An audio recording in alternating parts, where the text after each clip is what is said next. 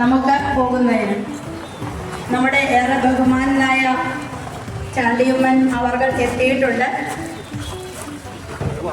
നമുക്ക് തീർച്ചയായും ഒത്തൊരുമിച്ച് നിന്ന് അദ്ദേഹത്തിന് ഭൂരിപക്ഷം കൂട്ടുന്നതിനുള്ള പ്രവർത്തനങ്ങളിലേക്ക് പോകാം. അദ്ദേഹത്തിൻ്റെ ഭൂരിപക്ഷം കൂട്ടുക എന്നുള്ള ദൗത്യം നമുക്ക് ഏവർക്കും സാധിക്കട്ടെ. പറഞ്ഞുകൊണ്ട്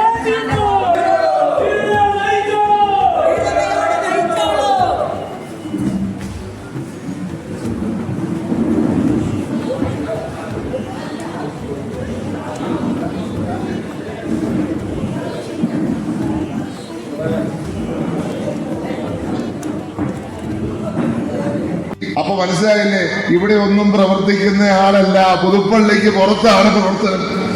അതുകൊണ്ടാണ് 2 വീട് മാത്രമേ ഉമ്മൻചാണ്ടി ഫൗണ്ടേഷൻ ചെയ്തിട്ടുള്ളൂ എന്ന് പറയത്തുള്ളൂ. ഈ മീനടത്ത് മാത്രം എത്ര വീട് ചെയ്തിട്ടുണ്ട് അറിയാൻ ഞാൻ പറഞ്ഞേ? 5 വീട് 5 വീട് മീനടത്ത് ചെയ്തിട്ടുണ്ട്. ഓരോ മണ്ഡലത്തിലും അതുപോലെ 5. നമ്മുടെ മണ്ഡലം തന്നെ നേതൃയോഗം ചേർന്ന് ബൂത്ത് കമ്മിറ്റികളുടെ തീയതികൾ തീരുമാനിച്ചു കഴിഞ്ഞ് നമുക്ക് നേരത്തെ 28 ബൂത്തുകളായിരുന്നത് 32 വർദ്ധിച്ചു. ആ 32 ബൂത്തുകളിലും എപ്പോഴും വാർത്തത്തെ കുറിച്ചായിരിക്കില്ല.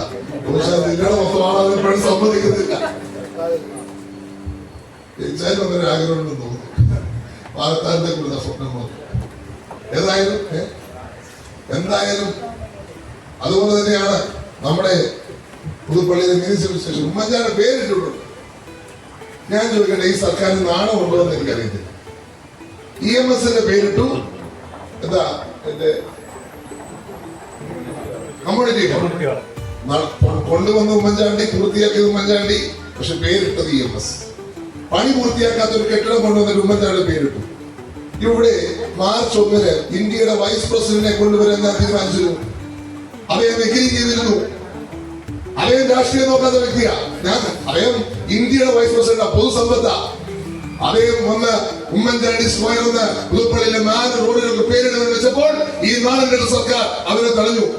അദ്ദേഹത്തിന് എന്തെങ്കിലും രാഷ്ട്രീയം കണ്ടില്ല. പക്ഷെ ഇന്ന് ഇന്ത്യയുടെ ഉപരാഷ്ട്രപതിയാണ്, ഇന്ത്യയുടെ പൊതുസ്വത്താണ്. അദ്ദേഹം വന്നൊരു പരിപാടി ഉദ്ഘാടനം ചെയ്യാൻ ആഗ്രഹിച്ചാൽ, എന്റെ പിതാവിനുള്ള സ്നേഹം കൊണ്ട് അദ്ദേഹം വരണമെന്ന് ആഗ്രഹിച്ചാൽ അവരെ തടയാൻ നിൽക്കുന്ന ഈ സർക്കാർ എത്ര രാഷ്ട്രീയ അന്ധത ബാധിച്ച ധൃതരാഷ്ട്രത്തെ പോലെയാണ് എന്ന് പറയാൻ പറ്റും. ധൃതരാഷ്ട്രം പോലും ഇങ്ങനെ കാണിക്കുക. എത്രയും രാഷ്ട്രീയ അന്ധത പിടിച്ചൊരു സർക്കാർ ഉമ്മൻചാണ്ടിയുടെ പേരിൽ പറഞ്ഞ് പിന്നെ വലിയ കരച്ചില.